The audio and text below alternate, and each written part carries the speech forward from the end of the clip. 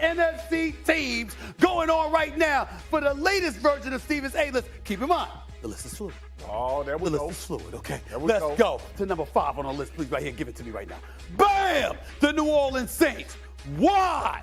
That defense is nothing to sneeze at. Last time I checked, Alvin Kamara is still on that team, along with a couple of weapons at the wide receiver spot, okay? Including my man Olave, and they got their big boy coming back. So you got that situation right there. And Derek Carr got a lot to prove, okay? Along with Coach Allen, so we shall see. But the Saints are nothing to sneeze at, plus their division is weak, so you're damn near going to win the South by default, okay? So let's get that out the way. That's at number 5 on the list. Give me number 4 on the list, please. Bam.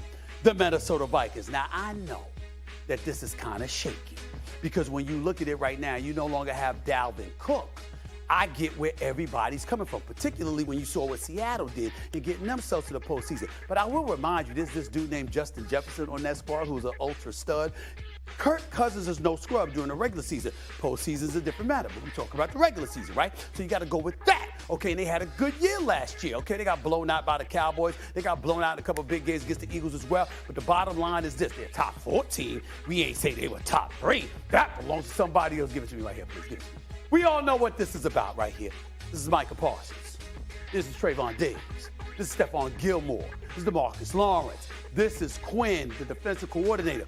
This is a defense that I think is going to wreak havoc throughout the National Football League, okay? Now, we understand there's some hiccups potentially because Dak Prescott is their quarterback and he comes up small in moments. But the brother Ken Ball, he's not a scrub. You still got CeeDee Lamb, you still got Michael Gallup, you still got Brandon Cooks, still got Tony Pollard. Who knows who else they'll get? You got to look at the Cowboys right now, and almost by default, because if you look at the rest of the NFC, how many great teams are there? Really, there's only 3. This is one of them, okay? That's right, I said it. They ain't top 2, though. We know who top 2 is. Give it to me right here.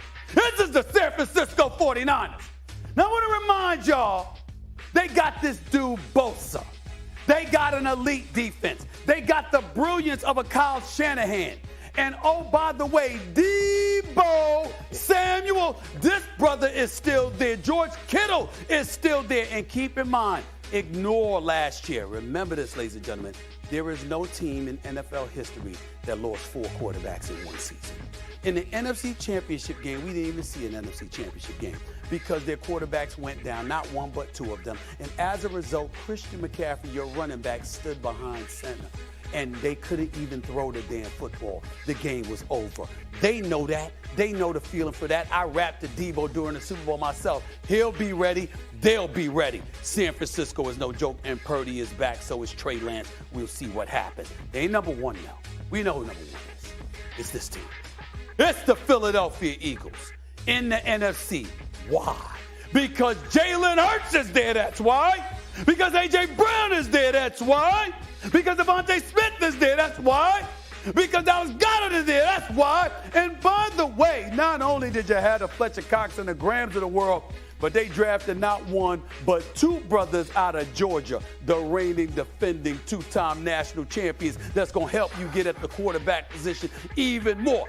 Questions in the secondary. They've got to shore up, losing both coordinators because they both got head coaching jobs. All right, we get all of that. But in the end, we saw a brother in Jalen Hurts elevate himself in one season to an MVP candidacy, ultimately a huge contract. And oh, by the way, was bowling in the Super Bowl.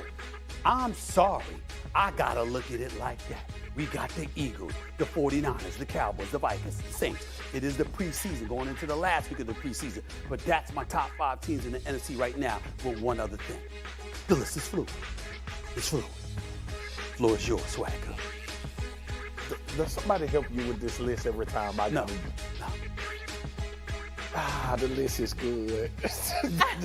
the list is good. The only thing I would say is this, okay? I am with you on the Saints, right? Yes. And we know that the playoffs are likely based on their division. Right now, today, I would probably have the Lions 5. Really? They ripped off 7 in a row, Stephen A., and they went to Lambeau and beat Green Bay. I think that momentum will carry over into this season. Right. I think the Saints are good and a dark horse to be in the NFC Championship. I believe they can be that good as long as Michael Thomas is on the field. Mm-hmm. That is the only one. I think Detroit should be in the top 5 list, but dog, that's a great list, bro. Let me tell you why I think you're wrong. I'm going to challenge you on Detroit. Okay. We're projecting about Detroit. Yeah. We've seen the Saints defense here before. Right. We've seen Kamara here before. We've seen Michael Thomas here before. And Olave's no joke. So when you take those things into consideration and what you're adding is an experienced quarterback, although 1 in 9 years who's never won a playoff game, and I understand that, the fact of the matter is we look at the Saints collectively and we believe in them. 100%. With Detroit, we hope.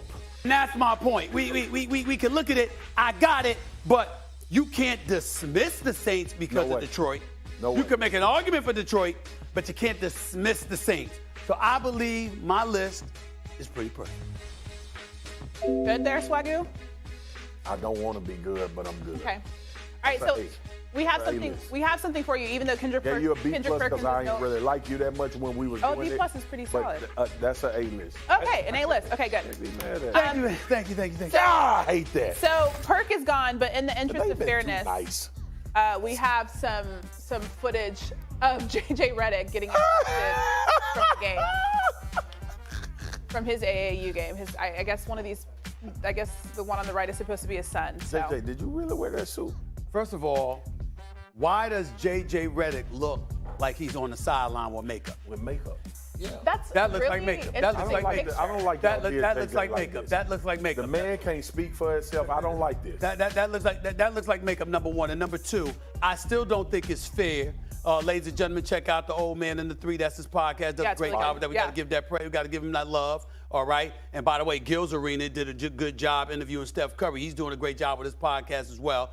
But let me tell you something about JJ Redick. How we gonna have a still shot of JJ Redick, but video? I need the video. I need the video. I'm with you on that. I need the video. We need because everybody talking about this. Why we don't have referees? We need to incriminate JJ Redick. We need to incriminate y'all so hard on it. Everybody hard on him. Okay, we'll work on that. Up next, Aaron Rodgers shook up the AFC. Since he has been the executive of the New York Knicks, I'm gonna lose my mind. I ain't gonna be able to do the rest of the show. I'm telling you right now. It comes out of my mouth. I'm not gonna be able to control myself because I'm barely able to right now. I'm gonna try to keep my composure. A few moments later.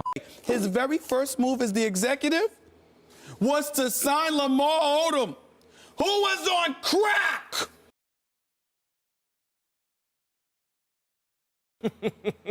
I mean, wait, who? Phil or Lamar? Phil or Lamar? I don't mean to be. Listen, I love Lamar Odom, the person, and God bless him. We're wishing nothing but the best. But metaphorically speaking, he saw his first move as the executive of the New York Knicks was to sign Lamar Odom, who was on crack.